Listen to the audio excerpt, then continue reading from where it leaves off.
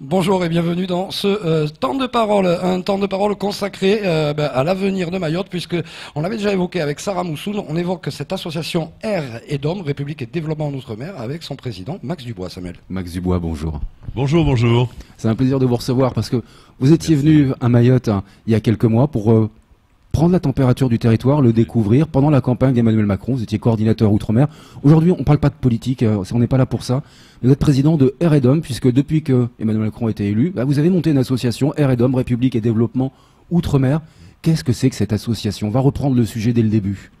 Alors d'abord, je vais me permettre d'utiliser cette antenne merveilleuse pour vous dire tout le bonheur que j'ai, la fierté d'être à Mayotte. Alors, on dit ça quand on vient de Paris parce que ça fait vachement bien, mais c'est pas tout à fait exact. Il y a quelque chose qui est tout à fait incroyable quand je viens à Mayotte, et j'en parle partout quand je rentre en métropole, c'est que nous sommes dans une société qui est une société à 100% musulmane et à 100% laïque. Oui.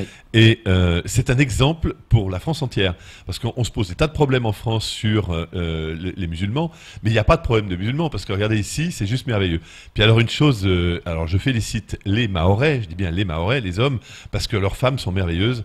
Il y a une élégance chez les Mahoraises, enfin messieurs, vous êtes vraiment bien lotis. Vos femmes sont splendides. Moi, quand je me balade dans tous les petits villages, le moins de petits villages, quel que soit l'âge des femmes, quel que soit si elles sont grandes, petites ou pas, elles sont d'une élégance. Mais alors, ça, c'est merveilleux. Et ça me fait toujours chaud au cœur. Donc, je suis très content, très fier d'être à Mayotte. Et puis, j'espère que je vais arriver à faire un petit peu de boulot, modestement, pour permettre à Mayotte, dans mon petit secteur à moi, d'évoluer. Voilà, voilà, c'est tout pour ce temps de parole. Ça aurait été le plus court et le plus positif de l'année. Non, mais ça fait du bien d'entendre ça, de reconnaître la beauté de nos femmes. Ça, c'est sûr, elles sont magnifiques. La beauté de ce peuple. Et elles sont importantes dans la société. En plus, bien sûr. C'est une société matriarcale, c'est quand même plutôt unique, donc c'est magnifique. C'est un exemple. Hein. Les Mahorais, la société mahoraise est un exemple pour la République.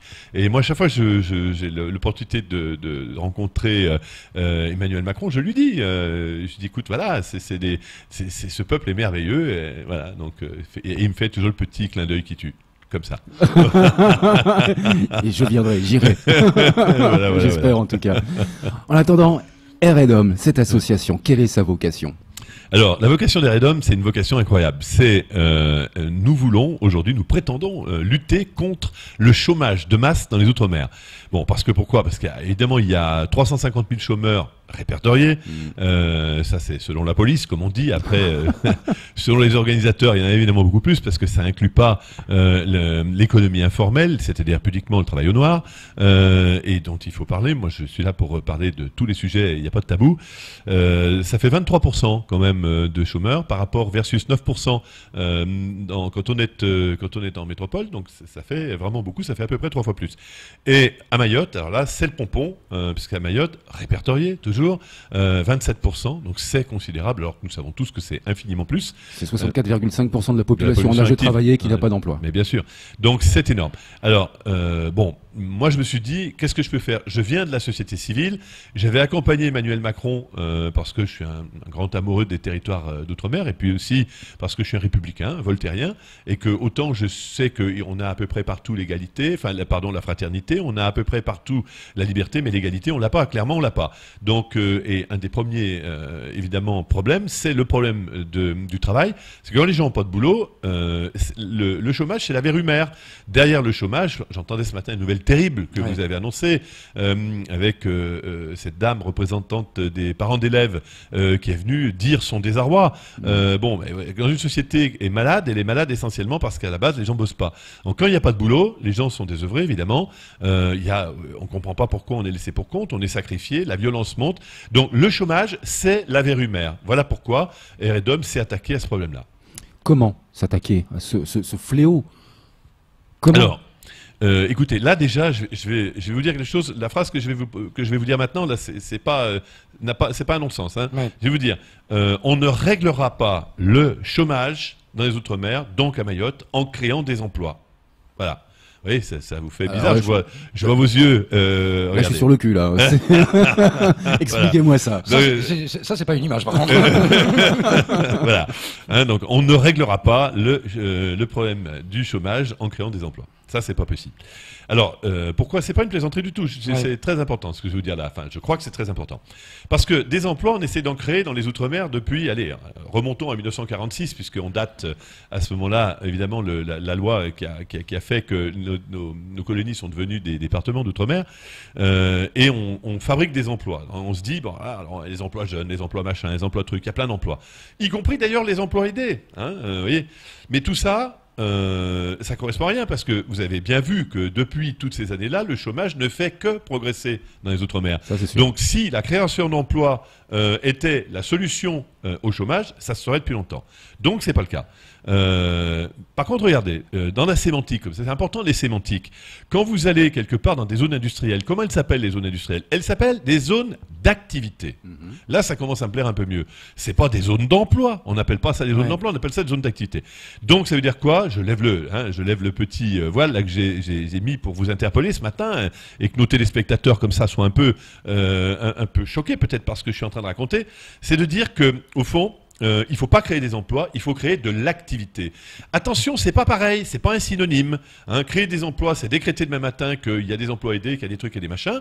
Créer de l'activité, ça veut dire créer suffisamment d'énergie économique pour que, à partir de là, des gens puissent aller bosser. Ouais. C'est ça et c'est très différent parce que on voit pas, on flèche pas les sous aux mêmes endroits. Vous prenez le problème à l'endroit et pas à l'envers, en effet. Je pense que c'est effectivement une façon de prendre le problème là où il faut parfois, vous savez, on cherche, on pense qu'en créant comme ça 1000, 2000 emplois, c'est immédiat, les gens vont être contents. Mais les gens ne sont pas dupes, les gens ne sont pas stupides. La société mahoraise est une société qui a autant d'intelligence que la société dijonnaise ou la société d'Île-de-France. Les gens savent très bien que quand on leur file un emploi qui est un emploi aidé, mais écoutez, excusez-moi, mais souvent c'est un emploi bidon.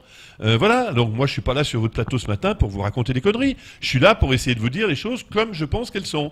Donc il faut créer de l'activité. Voilà. Et là, je peux répondre à vos questions sur ce thème si vous voulez m'interroger là-dessus. Ça tombe bien parce que Mayotte, après l'Île-de-France, c'est le deuxième département en France où il y a la plus forte progression de création d'entreprises. Donc il y a un potentiel.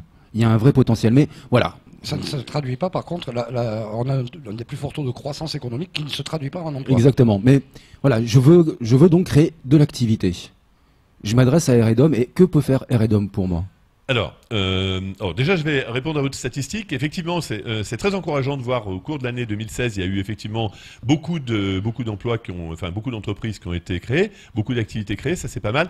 Mais je mets un bémol. Déjà, Mayotte est malheureusement le territoire des 11 territoires d'outre-mer, celui qui avait le moins d'entreprises. Donc ça, c'est un point. Donc on est dans un rattrapage. La courbe est bonne, mais il n'y a pas de quoi sauter au plafond. Donc il faut continuer. Encore un petit effort. Le deuxième point derrière, qui est quand même le point noir, c'est que l'activité de Mayotte est très très largement, j'ai envie de vous dire clairement, trop largement tirée par la commande publique. Donc, et ça c'est un problème. Donc il faut l'aborder. Alors la commande publique, c'est très important, il la faut, parce que c'est évidemment c'est l'amorce économique. Mais on ne peut pas, aujourd'hui une société ne peut pas se reposer sur la commande publique. Donc il va falloir qu'on aille faire autre chose. Alors moi ce que je propose, dans un premier temps déjà, c'est de savoir où on met les pieds dans l'économie. Parce que souvent quand vous avez quelqu'un qui monte une boîte, bon, on crée une boîte parce qu'on est entrepreneur, parce qu'on se dit j'ai envie de m'en sortir, parce qu'on a un rêve. Mais finalement, dans quel secteur est-ce que je vais créer mon entreprise? Et comme il n'y a pas véritablement d'indicateurs économiques fiables aujourd'hui à Mayotte, clairement, il n'y en a pas. Il y a quelques études qui ont été faites, mais elles sont parcellaires. Donc on crée une entreprise dans une direction, finalement, en espérant que ça va marcher. Bon, je vous renvoie sur 2 petites secondes sur La Réunion. Je sais qu'on n'aime pas trop ça, mais allez. Mais si, parce que c'est un exemple pour nous, La Réunion. Alors, à La Réunion, vous avez une étude qui vient d'être sortie par le très sérieux syndicat patronal qui est la CPME. La CPME a fait une étude qui s'appelle l'étude réelle. Il faut regarder cette étude de très très près.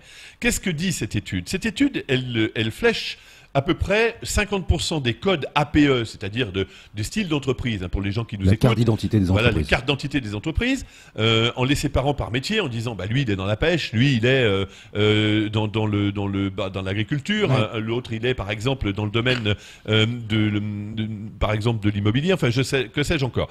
Ils ont fait ça, et ils ont ciblé 80% de l'économie. Et derrière ça, ils ont trouvé quoi? Ils ont trouvé plusieurs chiffres, mais je vous en livrerai 3 qui sont simples et on va s'attarder sur un seul. Le premier, c'est en gros combien les Réunionnais consomment. Les Réunionnais consomment 25 milliards d'euros. Ça, c'est tout ce que les Réunionnais achètent sur une année. Derrière, combien les Réunionnais produisent? Ils en produisent beaucoup, les Réunionnais déjà. Ils produisent 20 milliards 300 millions d'euros. Et l'écart, c'est 4 milliards 700 millions d'euros. Il faut regarder ce que c'est parce que c'est les importations. Alors là-dedans, qu'est-ce qu'a regardé Réel? Réel, ils ont regardé là-dedans ce qu'on pouvait fabriquer et ce qu'on pouvait pas fabriquer. On va pas se mettre à fabriquer des bagnoles, on va pas se mettre à fabriquer du carburant. Ça, on met de côté. Mais par contre, il y a eu là-dedans un certain nombre de produits où ils se sont dit, mais ça, c'est quand même curieux qu'on l'importe. Il faut pas l'importer, il faut le faire sur place. Et donc, du coup, ils ont ciblé dans cette étude réelle des secteurs très précis de l'économie qui sont des secteurs manquants. Donc, ce qu'on appelle, en fait, faire de l'économie circulaire, c'est-à-dire essayer de se dire, finalement, qu'est-ce que je peux faire, moi, dans mon territoire, qui est facile à faire et que on achète parce que historiquement, les consommateurs, les entreprises consommatrices de ces produits ont trouvé des fournisseurs depuis très longtemps ailleurs et comme il n'y a pas de fournisseurs locaux, ils continuent à faire ça. Et ça, c'est très intelligent. Pourquoi? Parce que quand vous avez un gars ou une femme qui a une fibre entrepreneuriale importante, au moins sait-il que s'il va dans cette direction-là, il aura du boulot parce qu'il y a du chiffre d'affaires qui est prêt. Donc la première chose à faire, c'est vraiment une étude de toute urgence. La faire vite, on ne va pas passer 3-4 ans là-dessus parce que les études, il faut déjà, dans un premier temps, faire des études un peu grosso modo qui donnent déjà des secteurs évidents dans lesquels on peut aller et puis ensuite progressivement on affine. On n'attend pas d'avoir affiné avant de démarrer. Moi je dis on démarre, au bout de 2 mois on commence à voir des choses et au bout de 2 mois on se met au boulot. Il faut être pragmatique. C'est ça qui est important. Donc voilà une première piste. Il ne reste que 3 minutes. En fait, ah là là. Vous proposez de l'ingénierie avec Eredom. En fait, d'une certaine manière, du conseiller de l'ingénierie avec des personnes qui sont qualifiées pour aider ceux qui ont des ambitions de création d'activités. Oui, alors je dis plusieurs choses. Je dis que d'abord il faut qu'on fasse ce repérage-là. Il faut d'abord nous Eredom, on est quelque part un coordinateur. Vous l'avez dit, j'étais coordinateur de la campagne de Macron pendant les élections présidentielles. Je suis aujourd'hui un coordinateur économique d'une certaine façon. Moi, j'essaye de mettre à disposition ce que je sais des territoires et de l'ensemble des territoires. Parce qu'on n'a pas parlé d'un truc, c'est que Eredom, c'est l'interterritorialité. C'est-à-dire que quand il y a un projet à Mayotte, moi je le compare avec les 10 autres territoires derrière. Et j'amène l'expertise des 10 autres territoires. C'est pas mon expertise, c'est pas l'expertise de Eredom. C'est, comme nous sommes des coordinateurs, c'est de mettre en lien des gens pour dire ce que tu fais là, il y a un type qui a déjà réussi quelque part, parlons-nous et on va fonctionner. Ça c'est important. Et puis on veut lever des freins. On veut lever des freins. Il y a plein de freins à l'économie. C'est ce que j'allais vous dire. Oui. C'est ce que j'allais vous dire. Vous voulez créer une société aujourd'hui, et je rencontre les chefs d'entreprise et d'entrepreneurs. Il y a des freins administratifs.